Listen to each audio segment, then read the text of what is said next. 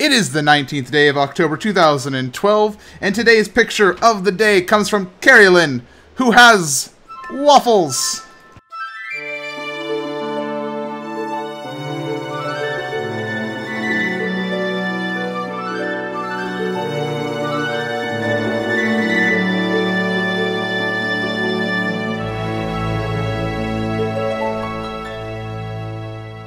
Good morning, Mindcrack. It is Friend Friday, and I'm again on the server that you know already.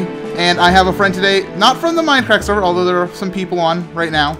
I actually have PKMN Nerdfighter, Pokemon Nerdfighter, who always is posting excellent comments and became a moderator for my Twitch channel. And I talked to her, and she's awesome, and she's also a Nerdfighter, like I am.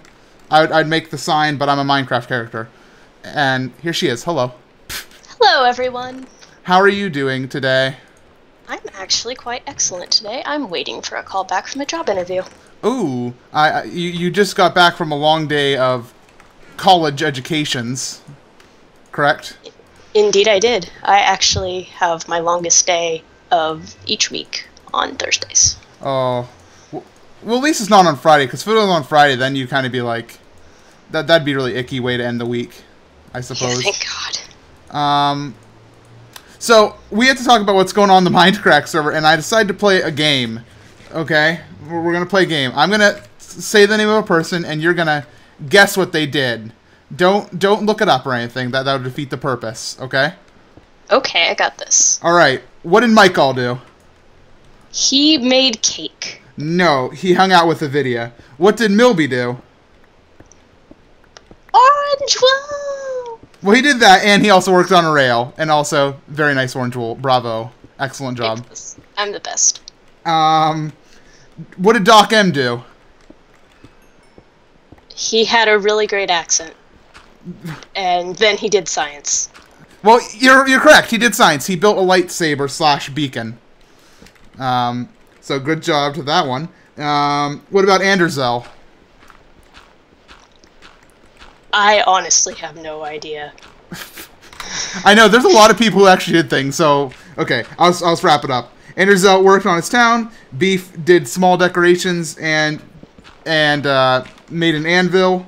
Generic B started a silly blaze farm of silliness. B00 walked all over the place and talked about things. And Shri started working on a auto wheat farm. And that's everything that happened on the server. Oh, you did put the one that I actually knew at the end. Good job. Oh, you knew what Shri did? Yes, I did. Oh, well, you're a Shri watcher? Occasionally. It's more that I know him from the Mindcrack IRC, which people who are watching come check out. We're friendly sometimes. Occasionally. I've been in there, and sometimes they're not. But yes, a lot of times, yes. Sneaky face. Also, if anybody hasn't noticed, I decorated this during a live stream.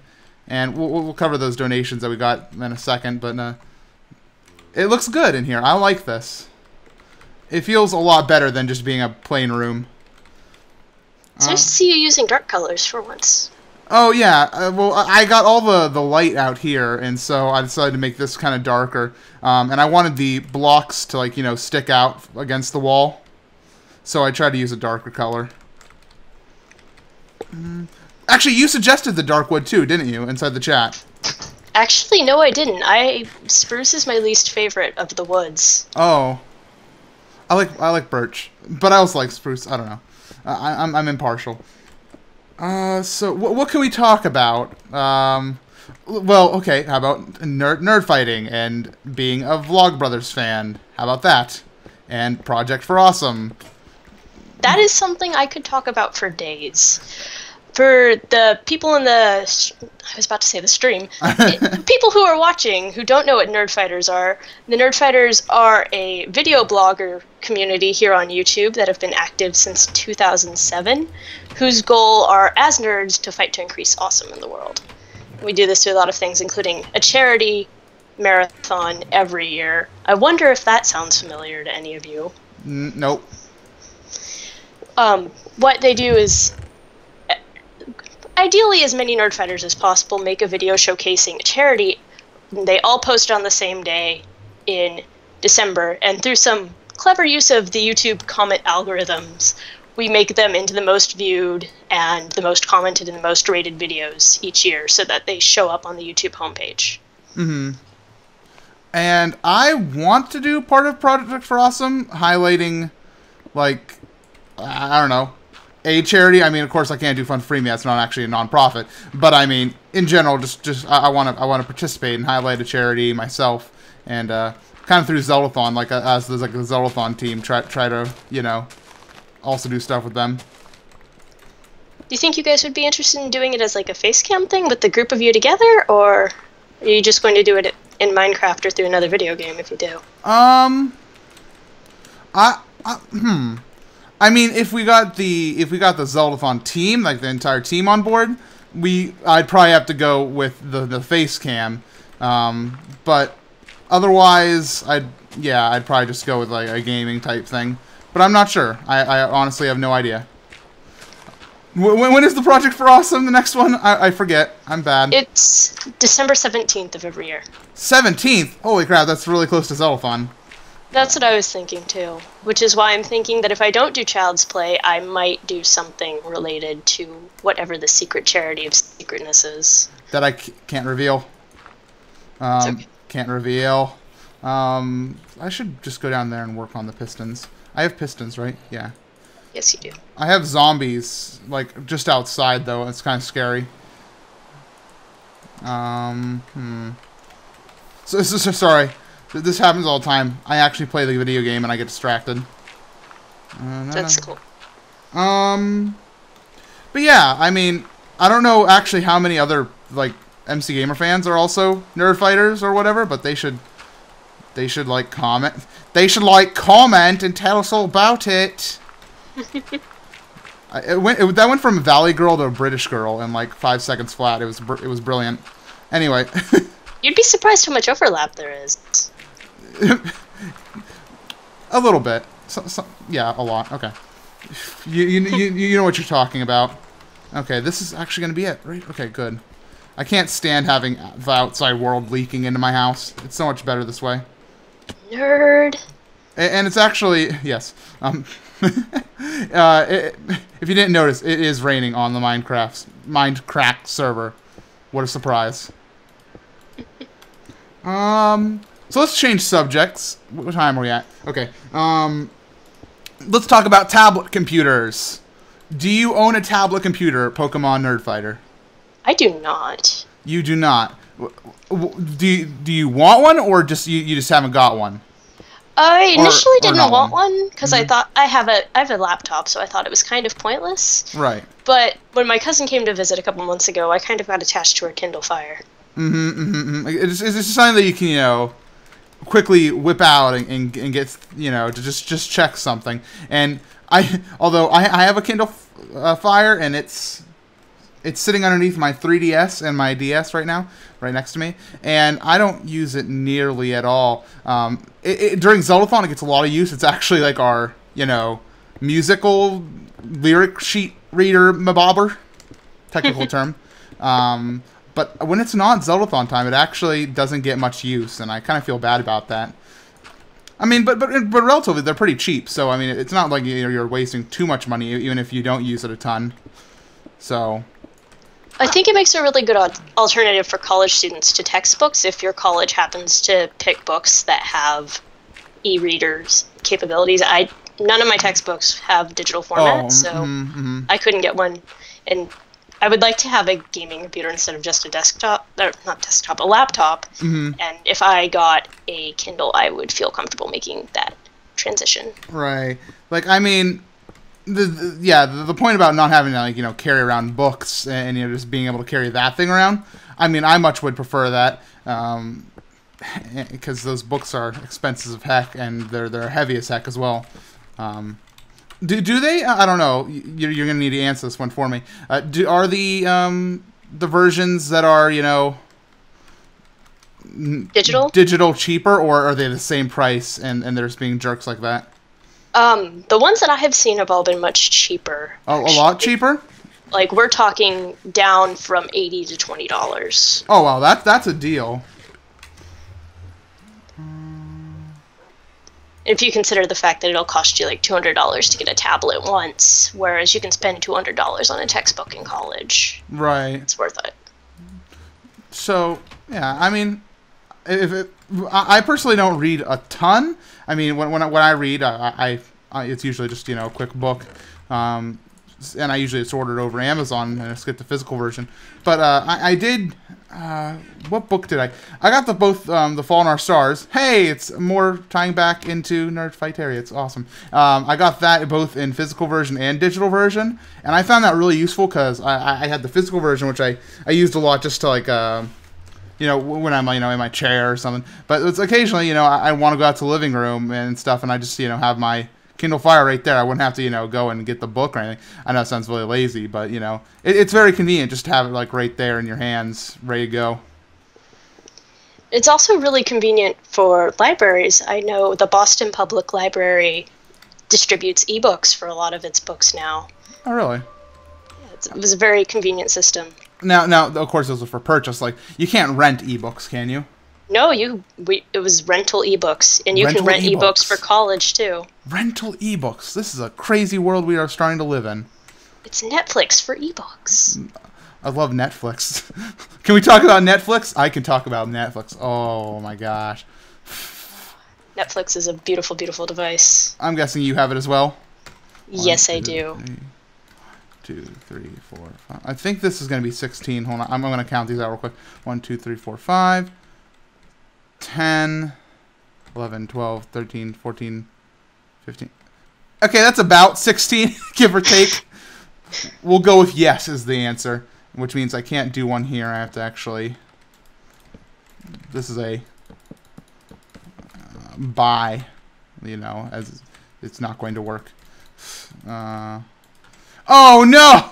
Oh no! Oh no! Minecraft, please.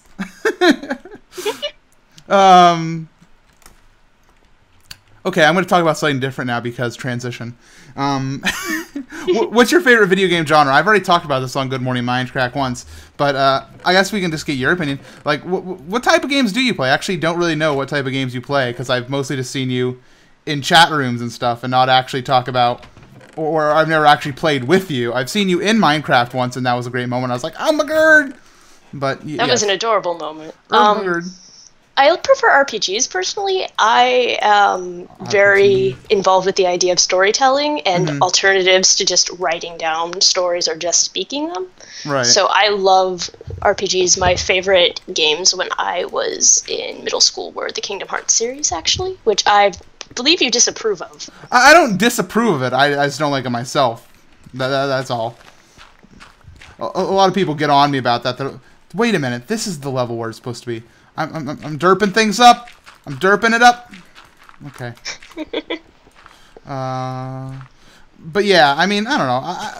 The Kingdom Hearts series is okay, but I approve of storytelling as well. I much prefer a good. I mean, as you know, when it comes to like the Zelda series, I foam at the mouth at the story because it's just kind of like, oh my gosh, it's so interesting, and I don't know. I guess I'm weird like that, but because that's one thing that a lot of people don't consider. Like, it's like that's not a story-driven game; it's just Zelda. But to me, it's story-driven. You know, you have a story behind it, and you know. The nice thing about Zelda is that it has a very expanded backstory and universe that a lot of people who play it casually don't see. Exactly. Which I think is something you try and show off in your LPs of it. I talk a lot about, you know, just connecting things, and also about speedrunning. Oh, we're not going to talk about speedrunning. We're running out of time. But yeah, it just, there's a lot more to it than what people seem. And it's okay if people don't want to, you know, about the big full storylines.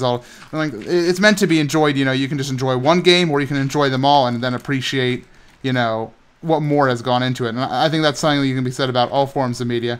Like sometimes you might just watch one movie or something, but if you watch the entire series of movies, you kind of get even more from it, and it feels really good. That's definitely true. And it's even true with franchises that cross media.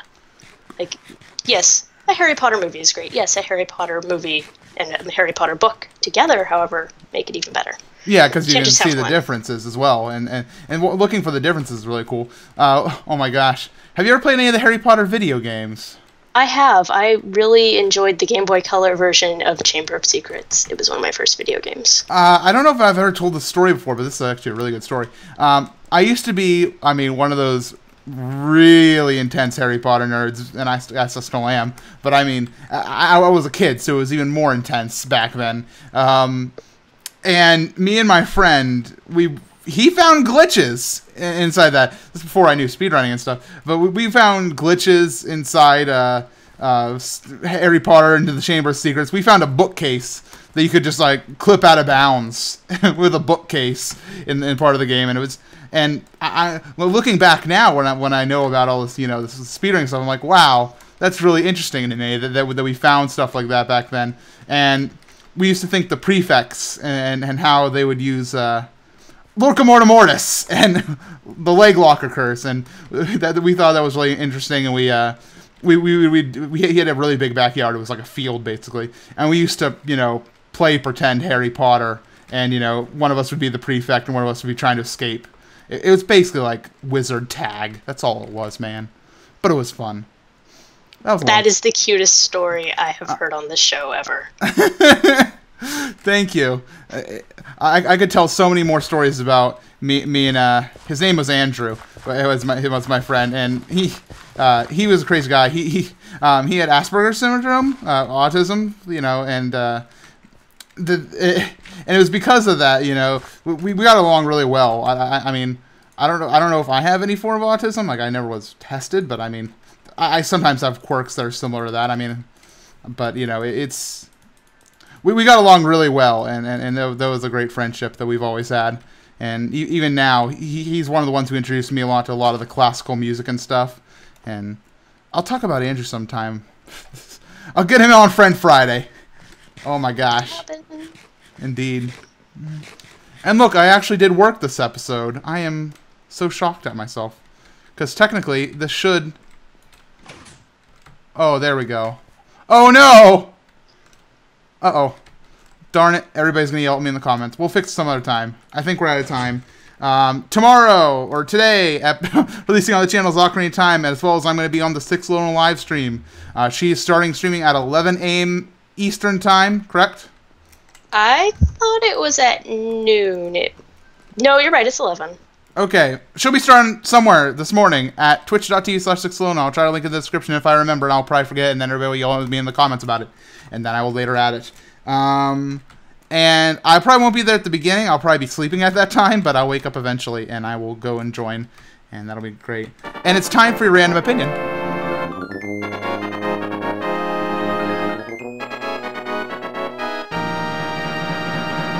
Yeah, okay, yeah, there you go. We're good. Go ahead. My random opinion is, the rudest thing you can ask someone who's engrossed in a book is, what are you reading? Good morning, Mindcrack.